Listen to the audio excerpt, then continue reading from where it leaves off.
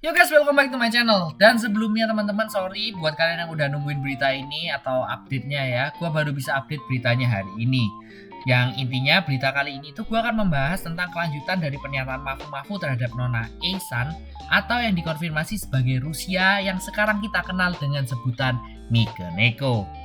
Gak cuman itu aja teman-teman semua, tapi di segmen hari ini gue juga akan membahas apa saja sih yang dibicarakan di streamnya Kore dan Mafu sendiri. Sebelum gue mulai segmen hari ini teman-teman, gue akan jawab dulu beberapa pertanyaan kalian. Bang, kok udah lama sih nggak bikin video, kok nggak sering sih uploadnya? Terus ada yang bilang, akhirnya abang inget juga bikin YouTube. Dan yang paling lucu nih teman-teman, bang lagi nyalek ya? Tenang teman-teman, enggak kok, gue nggak lagi nyalek teman-teman. Dan gue minta maaf karena gue nggak bisa sering-sering update video kayak dulu ya. Kalau dulu gue mungkin seminggu 2 kali, bahkan kadang seminggu setiap hari. Di minggu-minggu atau di bulan-bulan ini gue itu memang nggak bisa melakukan atau upload video sesering dulu teman-teman. Tenang aja teman-teman, gue akan usahakan sekarang setiap minggu gue akan upload video kepada kalian dan memberikan berita VTuber yang tentunya nomor 1 dan terpercaya. Jadi teman-teman sendiri kalau misalkan kalian ingin tahu ya, untuk saat ini jujur gue lagi nggak ada di Indonesia guys. Dan kalau misalkan ya kalian tanya gue lagi di mana, bang lu di mana bang? Gue jujur gue berada di negara orang lain, tapi bukan Jepang teman-teman. Tapi gue bisa bilang negara ini hampir mirip-mirip Jepang ya. Dan kalau kalian penasarannya mungkin gue akan spill lain waktu teman-teman. Oke, daripada panjang lebar ya, gue langsung aja masuk ke segmen berita hari ini teman-teman. Dari bagian pertama yaitu tentang streaming Kore dan Mafu. Apa sih yang dibicarakan mereka? Supaya tidak bingung, gue akan buat model videonya seperti percakapan teman-teman. Jadi kalian bisa ikut baca dan gue akan langsung taruh screenshotnya di layar seperti ini. Ini pertanyaannya dimulai dari menit ke-25 ya. Dan gue akan hanya baca yang penting-penting aja. Dan jika memang kalian mau baca full, gue akan taruh link X-nya di deskripsi gue. Kalian langsung bisa cek, oke? Jadi pertanyaan pertama, Kore dan penonton yang pertama itu mereka bertanya tentang kasus pengadilan yang sekarang lagi berjalan. Cuman karena Mafu juga takut untuk mengatakan sesuatu, sehingga Mafu sendiri dalam hal ini memilih untuk diam saja. Next, pertanyaan, siapa itu Tuan B? Bisakah Anda jelaskan? Jawaban, dia bukanlah seorang Utaite, tapi dia juga adalah seorang yang bekerja di industri internet. Siapa ya? Oke, kalau yang nggak tahu apa itu Utaite teman-teman, artinya Utaite kurang lebih itu adalah pengcover lagu lah teman-teman. Dan kalau misalkan kalian masih bingung artinya apa, aku akan tampilin di layar. Pertanyaan, Mafu, cuman menulis apa saja yang dirasakan olehmu. Apakah kamu tidak pernah melakukan sesuatu terhadap Nyonya A?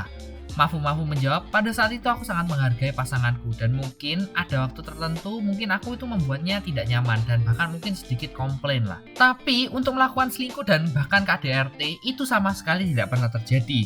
Kore bertanya, jadi kamu tidak pernah mengatakan sesuatu yang bisa menyebabkan pelecehan moral? Mafu pun menjawab, aku sudah melihat chat Discord lamaku dengan dirinya dan selama ini aku melihatnya aku tidak pernah mengucapkan kata-kata kasar kepada dirinya. Dan di sini teman-teman Kore bilang ya bahwa kalau misalkan katanya dirinya itu mendapatkan informasi dari Nyonya A yang katanya Mafu ini sering berkata kasar kepada Nyonya A. Tapi satu kali lagi Mafu langsung berkata bahwa dia tidak pernah melakukan hal ini. Next, pertanyaan, apakah Anda akan melanjutkan penampilan live Anda? Mafu mengatakan bahwa dia secara pribadi ingin terus melakukan yang terbaik dalam pekerjaannya. Dia sekarang sedang mendiskusikan hal itu, namun tidak ada rencana untuk membatalkan pertunjukan langsung di bulan Februari. Pertanyaan, apakah After the Rain Wedding Dress itu tentang Ehsan?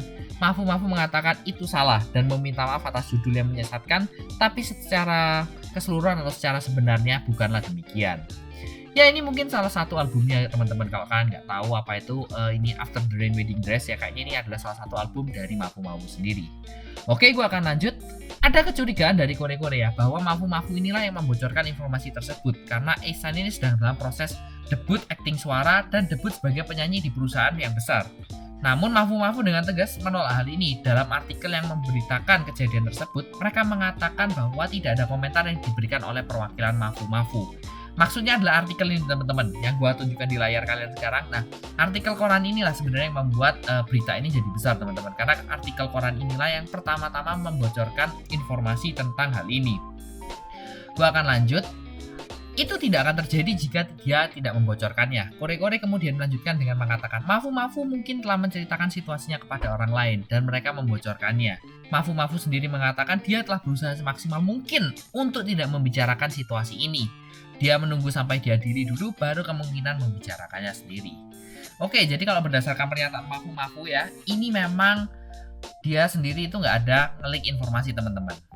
Mafu sendiri tidak tahu bagaimana situasinya itu bisa berubah seperti ini. Membocorkan berita itu bukanlah hal yang positif baginya dalam situasi ini. Jadi dia itu menjelaskan bahwa bukanlah dia yang membocorkannya. Mengenai pengawasan 24 jam terhadap Mafu oleh Ehsan untuk memastikan dia tidak selingkuh. Mafu sendiri mengatakan dialah yang menyarankan untuk menggunakan ponselnya di Discord selama 24x7 1 minggu teman-teman, diawasi, udah kayak CCTV aja. Ehsan terus menuduhnya bahwa dia selingkuh setiap hari, jadi dia berpikir bahwa jika dia bisa melihat apa yang dia lakukan setiap hari, kecurigaan itu akan hilang. Wah, cewek posesif sih ini emang luar biasa. Dia membuat obrolan grup dengan Ehsan, dirinya sendiri dengan karyawannya. Dia tidak menentang dia melakukan itu. Jadi dia berpikir ini adalah hal yang normal. Jadi Mafu itu melakukan ini ya untuk mengurangi lah teman-teman kecurigaan dari Ehsan sendiri. Bahkan ketika dia sedang tidur, mikrofonnya itu akan dihidupkan saat sedang menelpon. Gila gak sih itu teman-teman? Mafu mengatakan dia berpikir keras tentang bagaimana membuktikan bahwa dia itu tidak selingkuh pada saat itu. Dan inilah solusi yang dia temukan pada saat itu. Dia juga berpikir bahwa dia akan dapat melihatnya, yaitu si Nona A ini juga dapat melihatnya dan juga memiliki ketenangan lah dalam pikirannya jika mereka itu tinggal bersama. Itulah sebabnya Mafu ini membeli rumah baru. Kore lalu kembali mengungkit teman-teman alasan mereka itu kenapa sih kalian berdua ini tinggal terpisah meskipun udah punya rumah baru. Nah, karena alasan yang tidak bisa diungkapkan Mafu, Ehsan itu sendiri harus pindah dari rumah lamanya. Dia kemudian menawarkan rumah baru itu kepada Ehsan untuk ditinggali. Alasan kenapa dia tidak tinggal bersamanya itu adalah karena Ehsan sendiri yang menyuruhnya untuk tidak pindah. Jadi Ehsan itu tinggal di rumah baru untuk sementara dan Mafu terus tinggal di apartemen sewaannya. Padahal rumah baru itu dibeli oleh Mafu teman-teman. Wah, ini bener-bener kayak drama-drama Korea gitu ya. Gila sih. Gue lanjut. Mafu sendiri berpikir bahwa alasan mengapa Ehsan itu menyuruhnya untuk tidak pindah itu karena dia itu memiliki perasaan negatif terhadapnya. Mereka selanjutnya langsung melanjutkan ini ke proses perceraian. Pertanyaan, apakah fakta bahwa Ehsan itu berselingkuh itu benar? Mafu menjawab hal itu memang benar. Bahkan Bisan itu baru aja menghubungi Mafu kemarin dan meminta maaf atas tindakannya setelah pernyataan itu keluar. Pernyataan dari Mafu sendiri. Mafu juga mempunyai bukti perselingkuhannya. Kore ini sendiri menyebutkan bahwa Ehsan sebelumnya itu pernah bicara dengan Kore dan dia bilang bahwa Ehsan sendiri itu tidak pernah melakukan perselingkuhan. Akan tetapi Mafu di sini bilang dia punya buktinya teman-teman, yang dia sendiri tidak dapat menunjukkannya. Akan tetapi setelah proses yang cukup panjang, kayaknya teman-teman akhirnya Mafu ini mau memberikan atau diizinkan lah untuk memberikan buktinya ini ke Kore dan berikut adalah buktinya teman-teman. Ini berupa tangkapan layar lainnya ya teman-teman antara percakapan Ehsan dan Bisan. Dalam obrolan tersebut, Ehsan itu mengatakan ingin lebih dekat dengan Bisan, lalu mengajaknya untuk main Yu-Gi-Oh di kamar teman-teman. Ingin duel Yu-Gi-Oh di kamar. Oke, gue lanjut. Main Yu-Gi-Oh. Oke, Kore mengatakan buktinya ini sangat lemah dan dia mungkin hanyalah bercanda. Ini menurut Kore. Tapi di sini Mafu sangat jelas udah putus asa dan ya mungkin ya namanya udah laki-laki udah terluka ya, udah jadi sad boy ya. Mulai menjelaskan bahwa ketika hari mereka mendaftarkan ke pernikahan itu adalah hari Natal.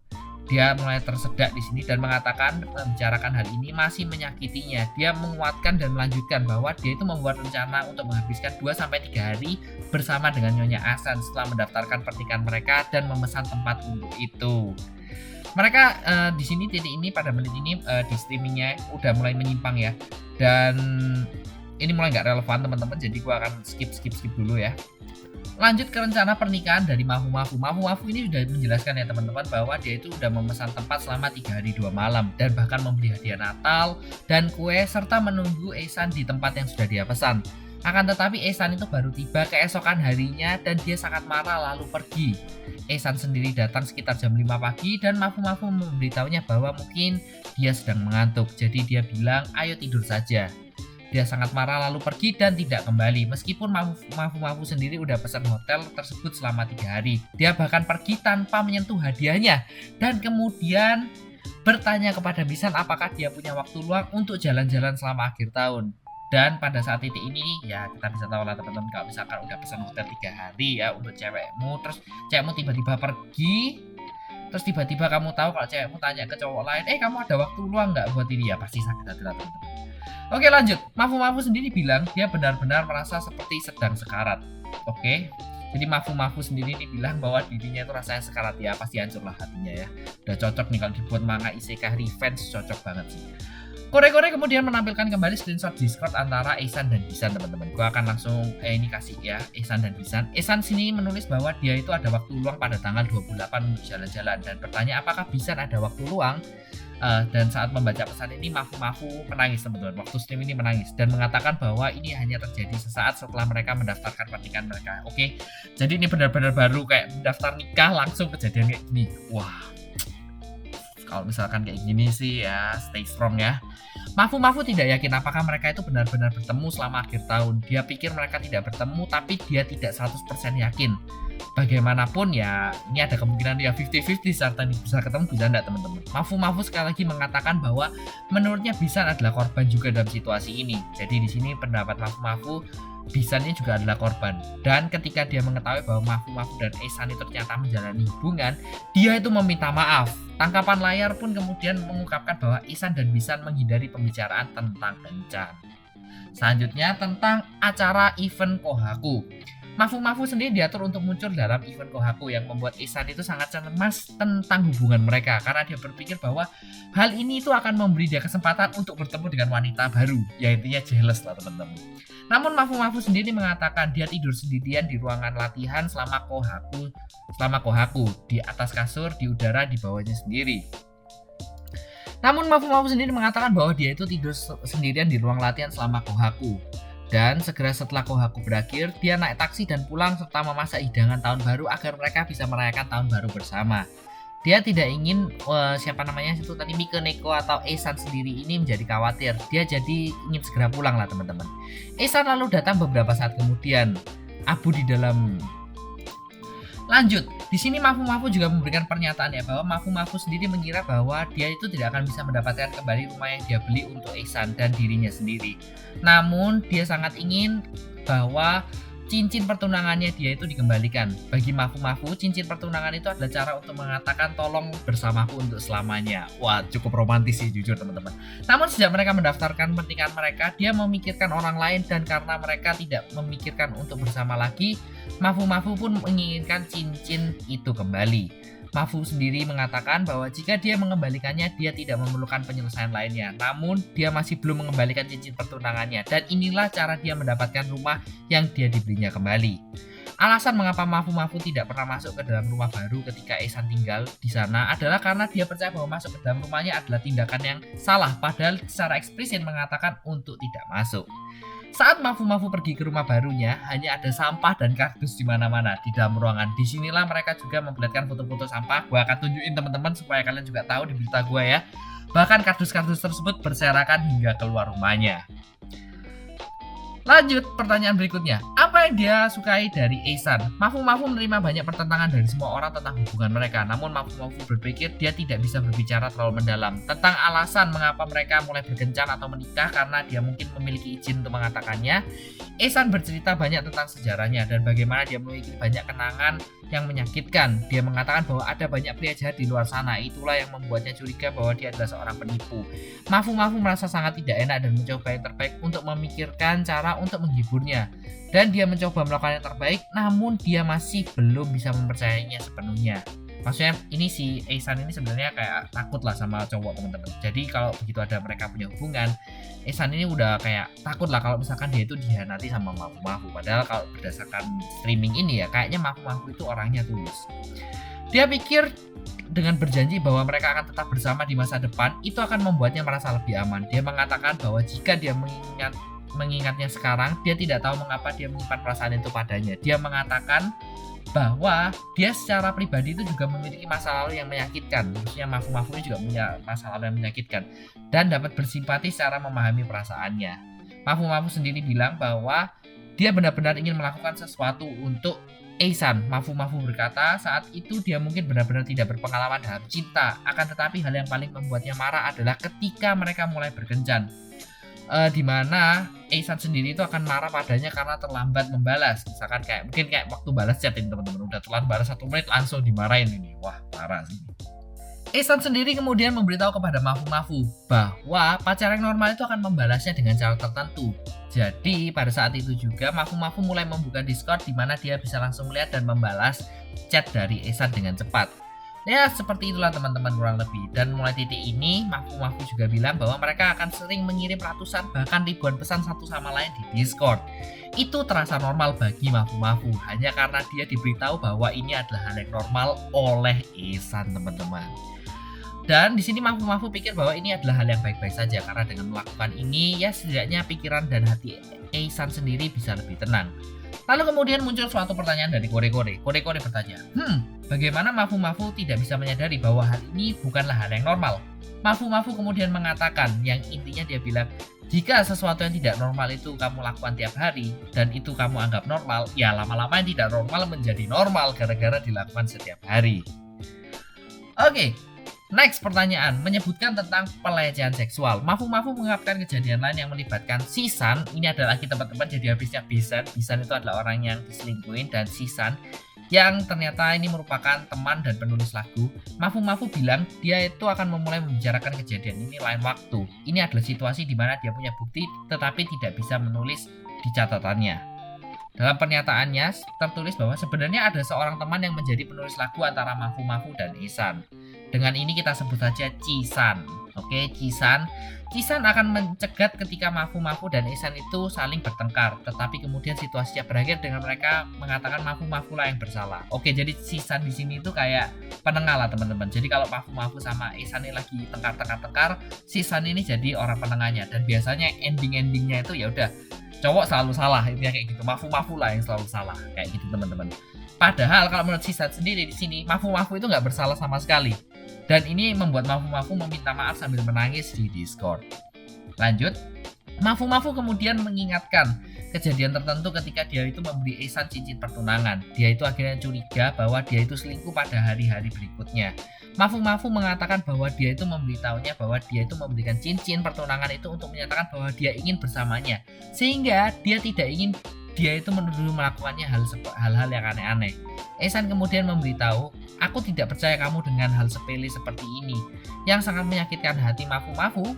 Dia kemudian berkata, jika itu masalahnya, ayo kita berhenti. Oke, jadi si Mafu sendiri ini ingin hubungan mereka itu baik-baik aja lah teman-teman. Dan dikasih cincin itu kayak tadi gua bilang teman-teman, Mafu tuh pengen ya udah kalau aku kasih cincin itu artinya ya aku tuh siap-siap ya bersamamu untuk selamanya lah.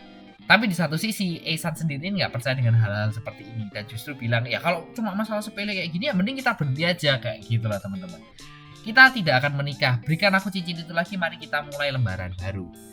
Cisan hanya mendengar tentang Mafu yang meminta mengembalikan cincin itu dan tidak seluruh kebenarannya. Diketahui bahwa Cisan adalah mantan pacar dari Ihsan. Jadi Cisan adalah mantan pacar dari Ihsan teman-teman. Setiap kali mereka itu bertengkar, Ihsan akan meminta Cisan untuk tidak mengatakan hal buruk tentangnya. Cisan bisa saja menolaknya, namun Cisan memilih untuk mendukung Ihsan. Agen dari Cisan sendiri ini atau manajernya itu adalah seorang wanita. Dan pada saat itu gara-gara ya manajer dari Cisan ini seorang wanita, maka hal ini tuh membuat Ihsan itu cemburu dan membuatnya marah lah teman-teman. Lalu Ihsan sendiri ini akan menyebarkan rumor bahwa Cisan itu melakukan pelecehan seksual terhadap Ihsan dan bahkan membuatnya hamil. Dan ternyata semua ini bohong. Wah, ini parah banget teman-teman.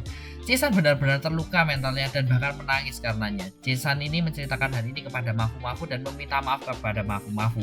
Dia juga mengatakan bahwa dia akan berdiri untuk bereaksi untuknya jika diperlukan dan meminta maaf karena melakukan semua hal yang dia lakukan padanya di postingan tersebut. Mafu tidak khawatir dia akan digugat atau dipenjara karena dia memiliki bukti selama 2 tahun ini di mana dia tidak melakukan kesalahan apapun di pihaknya dan dialah yang mengajukan gugatan cerai. Pada titik ini Kore-Kore menyadari bahwa Ihsan mungkin telah berbohong kepadanya selama percakapan mereka. Seperti yang diklaim oleh Ihsan, ternyata ada banyak hal bahwa Mafu ini mungkin menghadapi tuntutan hukum. Jadi kayaknya Kore-Kore di sini tuh mulai sadar ya, kayaknya dia ini mulai dibodohi juga sama Ihsan ya kan. Oke, Kore-Kore kemudian menunjukkan tangkapan layar dari Ihsan atau cuplikan layarnya ya teman-teman, yang pada dasarnya merupakan yang merupakan isi dari apa yang dikatakan Mafu dalam artikelnya. Dia menuduh Mafu itu selingkuh, melontarkan kata-kata kasar dan bahkan membunuh kucingnya. Mafu kemudian mengatakan bahwa dia dapat memberikan bukti untuk mengidentifikasi celah-celah dalam perkataannya. Next, pertanyaan terakhir mungkin ini yang gue akan baca ya. Apakah Anda memiliki sesuatu yang ingin Anda katakan kepada para pendengar Anda? Mafu bilang, saya benar-benar tidak ingin menggerutu dan mengeluh seperti ini. Saya benar-benar minta maaf karena hal ini menciptakan situasi yang begitu besar. Saya berpikir untuk meminta maaf secara pribadi kepada pendengar saya di streaming saya secara langsung. Kore kemudian menganggap bahwa Mafu adalah orang yang baik. Mafu juga bilang kalimat terakhirnya ini teman-teman, maafkan aku karena selalu menangis. Ini sungguh sangat menyakitkan. Memang benar saya berbohong kepada Anda. Sebagai seorang viewers, Anda perlu tahu itu. Dan itu 100% salah saya. Saya tidak akan pernah melupakan ini dan akan menjalaninya. Aku benar-benar minta maaf. Ya itulah teman-teman. Ya cukup panjang ya teman-teman. Itu adalah hasil percakapan antara Kore dan Mafu sendiri teman-teman. Dan gua nggak akan lupa, gua akan lanjut pada segmen kedua. Segmen kedua ini adalah tentang jawaban dari Miko Neko terhadap streaming ini teman-teman. Gue akan langsung membacakan apa tanggapan dari Miko Neko. Tanggapan dari Miko Neko melalui Pixie Fanbox-nya. Dijelaskan tentang apa yang membuat keributan. Terima kasih atas dukungan Anda yang berkelanjutan. Aku minta maaf karena mengganggumu dengan urusan pribadiku. Kami juga ingin sekali lagi meminta maaf karena harus memberitahu semua orang dengan cara seperti ini. Seperti yang sudah diumumkan, Mafu dan saya telah mendaftarkan pernikahan kami pada tahun 2021 dan bercerai pada tahun 2022. Oke teman-teman, jadi pertama-tama ini ada sebuah konfirmasi ya bahwa Nyonya Esan atau Nona Esan itu merupakan Uruha Rusia atau yang sering kita kenal dengan sebutan Miko Neko teman-teman. Gue akan lanjut. Karena pekerjaanku sebagai streamer, aku mempunyai berbagai kendala dan akibatnya harus berbohong kepada semua orang. Saya benar-benar meminta maaf kepada semua orang yang telah mendukung saya. Selain itu, kejadian ini adalah masalah pribadi antara saya dengan dia. Dan mengingat privasinya, saya tidak ingin mengungkapkan apa yang terjadi di antara kami kepada publik. Saya ingin pikir hal itu tidak boleh dilakukan. Namun karena pernyataan sepihak tersebut dipublikasikan, saya merasa tidak punya pilihan lain selain menyebutkannya. Meskipun kami berencana untuk mengungkapkan detailnya melalui litigasi, kami memutuskan untuk menerbitkan artikel ini untuk setidaknya menyampaikan kepada semua orang apa yang perlu kami ketahui. Yang pertama, tentang burification atau percabangan. Selama saya menikah dengannya, saya tidak pernah mempunyai hubungan apapun dengan Tuan B. Aku bertemu Pak B satu kali sebelum kami menikah dan setelah itu kami tidak pernah berkencan lagi dan sejak saat itu kami pun tidak pernah bertemu. Tentu saja saya belum pernah menjalin hubungan dengan pria atau wanita. Anda bisa langsung menanyakan hal ini kepada Tuan B dan saya rasa dia juga mengetahui hal ini. Cuplikan layar lain yang telah dipublikasikan, kami telah menerima banyak masukan terhadap konten tersebut dan seharusnya membuat curiga bahwa kami itu memang melakukan perselingkuhan lah teman-teman, dan kami sedang merenungkan hal tersebut. Namun itu hanyalah pesan yang dikirim pada saat itu juga atau sebagai lelucon, dan seperti yang disebutkan di atas, saya bahkan belum pernah bertemu Pak B sekalipun sejak kami menikah. Tentang kehidupan pernikahan, memang benar selama pernikahan kami saya mencurigai bahwa Mafu itu sering selingkuh dan bahkan sering kali menanyainya. Saya meminta maaf jika hal itu membuat dia terpojok. Namun sepengetahuan saya itu tidak pernah melecehkan atau tanpa henti bahkan berusaha untuk menahannya. Menurut pemahaman saya, negosiasi perceraian yang telah diselesaikan dan bahkan oleh dokter yang saat itu memimpin perundingan perceraian saya juga memberikan informasi dan kerjasama kepada pengacara yang saat ini sedang memimpin persidangan bersamanya, termasuk kronologi dan kejadian persidangan yang akan datang. Selain itu, karena tuntutan hukum yang masih berlangsung, saya tidak akan menjelaskan secara detail, namun saya punya alasan kuat untuk mencurigai bahwa dia itu berselingkuh. Karena kami sendiri tidak menyewa detektif, kami tidak memiliki bukti objektif, jadi kami tidak bisa memastikannya. Tapi saya juga tidak meragukan begitu saja tanpa alasan. Dalam keadaan seperti ini, dia juga mencurigai bahwa aku itu selingkuh, dan menurutku kami berdua terus berada dalam keadaan di mana kita tidak bisa percaya satu sama lain. Sepertinya hanya aku satu-satunya yang menahannya secara tidak normal, tetapi dia juga melarangku untuk menghubungi pria lain. Dan ketika kami ingin melakukannya, akhirnya kami membuat suatu perjanjian bahwa ketika ingin bertemu dengan seseorang, kami akan memberitahu pasangan kami masing-masing terlebih dahulu. Jadi intinya teman-teman, kalau misalkan mau ketemu A atau B, mereka itu bakal ngomong dulu sama pasangannya. Oke. Tentang diskusi perceraian, dalam siaran tersebut atau dalam streaming yang tadi kore-kore dengan Mafu mengatakan bahwa ketika saya menceraikannya dari awal dia meminta uang, tetapi ketika hubungannya dengan Pak B itu terungkap, dia berhenti meminta uang. Bukanlah sebuah fakta. Pertama-tama alasannya saya ingin meminta uang dari Mafu sendiri adalah karena pelecehan moral dan permintaan cerai yang terlalu sepihak. Mengenai hal ini saya tidak akan menulis detailnya di sini karena ada kemungkinan timbul masalah seperti pencemaran nama baik. Saya tidak menyebutkan perselingkuhan tersebut karena saya mendapatkan saran dari pengacara saya untuk tidak mengajukan klaim apapun karena tidak ada bukti objektif dan hanya kecurigaan. Ketika saya berkonsultasi hal ini dengan kerabat saya justru marah dan ingin mempublikasikan perbincangan antaraku dengan dirinya yang aku takutnya dapat membuat hak-haknya itu tercemar, sehingga aku memutuskan untuk berkonsultasi dengan pengacaraku dan menyebabkan kedua belah pihak akan cerai tanpa adanya gugatan uang sama sekali. Tentang fitnah terhadapnya, itu teman-teman yang dibuat pernyataan Mafu ya. Jadi Mafu itu buat pernyataan bahwa ternyata Mika Neko ini seringkali membuat pos-pos anonim yang intinya melecehkan Mafu lah. Ini adalah pernyataan dari Mika Neko. Dia bilang, memang benar saya telah membuat banyak postingan tentang dia. Benar juga dia mengajukan gugatan terkait hal tersebut. Saya sangat menyesal tentang hal ini. Pada saat itu kontrak saya dengan agensi berakhir. Dan pada saat yang sama pacar saya meminta saya untuk bercerai. Setelah itu mental saya sangat terpojok untuk beberapa saat. Dan setelah perceraian saya memposting pemikiran saya itu di internet. Dan saya merasa sangat menyesal. Namun pengacara saya telah mengatakan kepada saya untuk tidak terlalu banyak menyebutkan gugatan tersebut. Jadi saya tidak akan menjelaskannya secara detail. Namun menurut pendapat pengacara saya, banyak dari postingan tersebut tidak dianggap sebagai hal-hal yang ilegal. Itulah yang disebut dengan dev. Di sini mungkin kayak pembelaan diri lah teman-teman. Selain itu, saya juga mengakui bahwa saya telah memposting postingan tersebut dan meminta maaf kepadanya melalui pengacara saya dan menegosiasikan penyelesaiannya. Namun dia meminta saya untuk yang pertama, menangguhkan semua aktivitas atas nama streamer. 2. Berhenti menggunakan SNS. 3. Mengeluarkan pernyataan dengan konten yang diminta olehnya. Dan 4. Membayar kompensasi sebesar 1 juta yen. Dan itulah kondisinya. Pada saat itu kontrakku dengan agensi telah berakhir dan aku mengkhawatirkan hidupku. Jadi aku tidak akan menerima lamarannya, dan karena kami tidak dapat menyelesaikan masalah melalui penyelesaian, kami lalu mengajukan ini ke tuntutan hukum. Gugatan tersebut penuh dengan cerita tentang bagaimana saya bertemu dengannya, dan secara tidak langsung dengan postingan-postingan yang dipermasalahkan dan bahkan pertanyaan-pertanyaan yang sepihak dan tidak benar serta banyak sekali ekspresi kasar, dan pengacara juga berkata ini juga terjadi. Ini sama saja dengan serangan pribadi yang secara tidak perlu itu merendahkan martabat saya melalui gugatan ini katanya. Jadi saya mengajukan gugatan balik terhadapnya dan melaporkan ke polisi. Pengaduan ini sudah diajukan dan diterima. Next, tentang mantan pasangan dan menyebarkan kebohongan. Oke. Dia membuat pertanyaan di streaming bahwa dia menyebarkan informasi palsu tentang mantan pacar saya. Ini maksudnya C-san teman-teman, C-san ya, mengatakan bahwa saya itu telah dilecehkan dan dihamilinya oleh secara seksual. Namun hal ini tidak benar sama sekali. Menurutku itu pernyataan yang terlalu kasar. Di sisi lain diketahui bahwa mantan pasangan saya adalah seorang komposer, tinggal bersama wanita lain saat kami berpacaran, dan sayalah yang menderita kerugian tersebut. Oke, jadi kalau gua balik lagi ya ke tadi interviewnya Kore-Kore tadi. Tadi di interview Kore-Kore Mafu bilang bahwa si San ini salah satu temannya, dia itu kan punya agen atau manajer cewek lah teman-teman. Dan ketika ya mereka namanya kerja ya, ketika mereka berdua Cisan dengan manajer, si Mika Neko ini cemburu. Dan pada saat itu seringkali dia itu banyak melakukan kayak ini nih suka main cewek dan lain sebagainya. Dia sering membuat hoax lah teman-teman. Tapi pada sisi ini pernyataan Mika Neko sendiri, Mika Neko bilang bahwa dia itu tidak pernah melakukan itu teman-teman. Oke lah, itulah dua sisi ceritanya.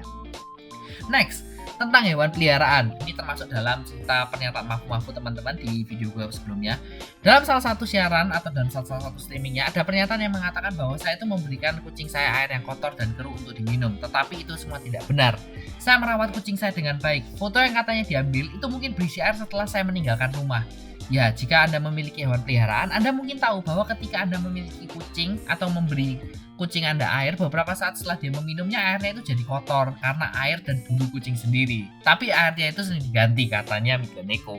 Selain itu tidak mungkin mereka atau Anda itu memberikan air kotor kepada kucing Anda. Selain itu, terdapat kesalahpahaman bahwa sisa-sisa hewan peliharaan tersebut yang ditinggalkan bersama sampah atau itu teman-teman hewan yang katanya dikremasi. Pertama-tama sisa hewan peliharaan tersebut adalah milik hamster, bukan kucing. Oke, nggak penting sebenarnya, sama-sama sisa hewan lah. Maksudnya sisa hewan ini abunya teman-teman ya, karena mereka ternyata kremasi hewan. Nah, saya merawatnya dengan sangat hati-hati. Jadi ketika dia meninggal, saya meminta petugas pemakaman untuk mengkremasinya dan menyimpan abunya dengan hati-hati. Namun karena terburu-buru, karena harus pindah, karena perceraian, saya akhirnya meninggalkan abunya di rumahnya Mafu. Oleh karena itu, saya meminta pengacara saya untuk memberitahunya bahwa saya ingin jenazahnya dikembalikan kepadanya. Namun sampai saat ini dia belum menerimanya. Dan akhirnya kami saat ini sedang mengajukan tuntutan perdata dan pidana terhadapnya. Selain itu, pernyataan yang didistribusikan itu terlalu sepihak menurut Mikaneko. Dan setelah berkonsultasi dengan pengacara, saya sebenarnya enggan melakukannya. Namun kami akan menangani masalah perdata dan pidana ini. Di pihakku sendiri, aku tidak pernah ingin terlibat konflik seperti ini dengan seseorang yang telah aku janjikan dalam hidupku. Saya sepenuhnya sadar bahwa saya bersalah karena posting-postingan yang ya intinya menentangnya atau posting-postingan yang buruk terhadap dirinya. Namun dalam gugatannya dia mengklaim bahwa adanya konten yang tidak mendasar yang tidak berhubungan langsung dengan postingan yang dipermasalahkan. Dan meskipun kami telah mengajukan bantahan dan argumen dalam gugatan tersebut, dia mengabaikan semuanya. Sungguh menyakitkan untuk ditegur. Saya berada dalam posisi di mana saya seharusnya membuat semua orang tersenyum, dan saya sangat menyesal telah menyebabkan masalah pribadi yang tidak pantas kepada semua orang. Harap dicatat teman-teman, dia tulis sendiri nih ya, bahwa masalah ini adalah masalah pribadi. Mengenai hal ini saya tidak ingin ada fitnah yang dilontarkan terhadapnya. Jadi mohon jangan melakukan tindakan seperti itu. Harap dicatat teman-teman bahwa masalah ini adalah masalah pribadi. Mengenai hal ini saya tidak ingin ada fitnah yang dilontarkan terhadapnya. Jadi mohon jangan melakukan tindakan seperti itu. Selain itu, sehubungan dengan kejadian ini banyak sekali fitnah-fitnah yang dilontarkan kepada saya. Kami akan terus mengambil tindakan hukum terhadap postingan tersebut. Oke, jadi hati-hati teman-teman. Dia itu juga ternyata ngambil tindakan hukum untuk orang-orang yang melakukan fitnah kepada Mikaneko sendiri. Ya, jadi hati-hati aja teman-teman.